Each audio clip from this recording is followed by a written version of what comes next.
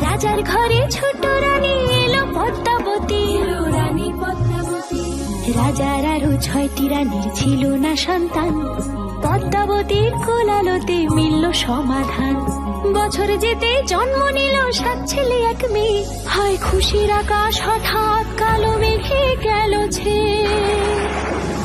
হিংসেতে যায় জ্বলে পুড়ে বাকি 6টি রানী, যুক্তি করে ঘটায় ওরা 7 কুমারের হানি। সুযোগ মতো 7 ছেলেকে মাটিতে দেয় পুঁতে, বাঁচে একা পারুল, ওরা পায় না তাকে ছুতে। ধাইমা বাজায় সেই মেয়েকে বড় করে তোলে, 7 ভাইকে পায় যে পারুল 7টি চাপা ফুলে। এত কিছুর পরেও রাজার বিপদ যে কাটে না, সূর্য নগরে সুখের সূর্য আর ওঠে না। হিংসা বিবাদ বিচ্ছেদ আর প্রেমের কাহিনীতে পারুল বোন কি পারবে 7 ভাই চম্পাকে জাগাতে।